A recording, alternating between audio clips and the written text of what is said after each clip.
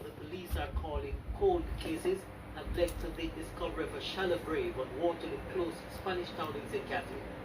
Inside the grave were two remains. We found 4 female bones and a number of body parts in one of the graves that was excavated. Acting head of the crime portfolio, Assistant Commissioner Fix Bailey, says the police believe the bodies might have been buried at the site for about 3 years. This is what I consider to be the grave site of one of our major gangs, the clan gangs. This is a burial site based on what we are doing. He said the police went to the site expecting to find several remains. We came with the intention to find more than 2. Based on our investigation and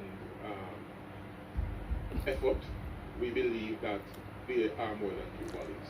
We understand that the police search team has been on the scene from 5 a.m. this morning, but as you can tell, the area that they're searching is very huge and it's labor intensive. Right now they're being assisted by the Jamaica Defense Force with a backhoe to clear the area so they can do proper search.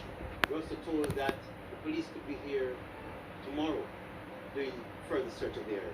The police will have to use DNA to help identify the remains, but the police believe they have an idea. We may, based on our investigation, may have,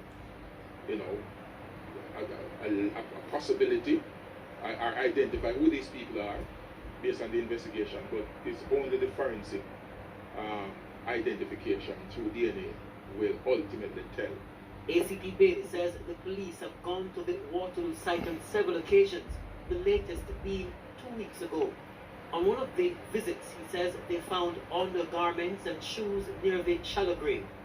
The remains found today in a shallow grave on Waterloo Close is the second such finding in 2 months. Late last month, they uncovered 4 remains along the banks of the Sandy Gully in St. Andrew. Kirk Wright, TVJ News.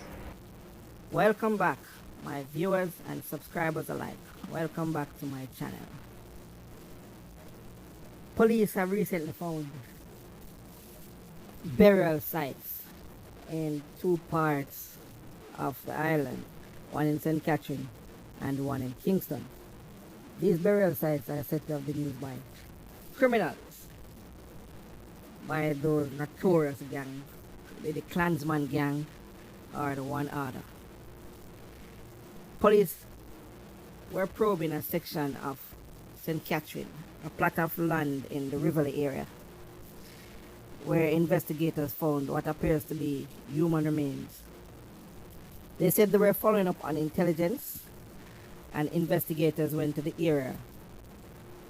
And after hours of searching, using cadaver dogs, some remains were found. Several bones were found at the location, and they have continued to carry out search. At least 2 bodies and skeleton remains have been found so far. Sources claim that the land is believed to be a burial site used by one of the notorious Spanish Town-based gang. That gang more than likely is the Klansmen gang. And this development had followed recent discovery where they had found 5 bodies in 2 shallow graves on a property located close to Sandy Gully and Washington Boulevard. 4 of those bodies were deemed to be 4 missing Clarendon men. A search of the graves were carried out, and 5 bodies were removed from the hollow holes in the ground.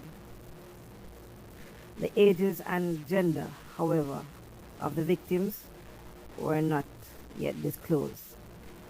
I guess this is due to the fact that they have to carry out DNA testing and all of that. They have to carry out the testing before they can come out and say it is a guy or whatever. They have to ensure before they spill the beans.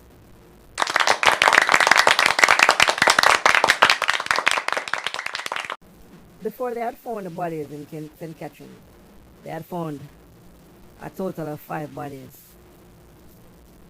on Washington Boulevard. because it is no doubt and it is quite obvious that these criminals, they don't own a graveyard, so they created their own. And I'm glad that the police, they have discovered these graveyards, because some family members, you know how it is. If a loved one is abducted or lost and you haven't seen or heard or found that body, you have no closure. But when you have body, whether the bones or whatever, you have some semblance of closure where you can now rest your mind at ease. The police said they have been following up intelligence for about 2.5 years now.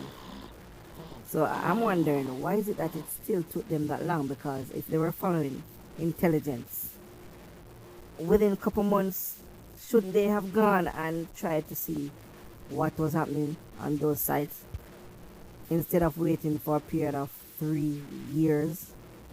You wait so long, and then those bodies that were decomposing have been completely decomposed.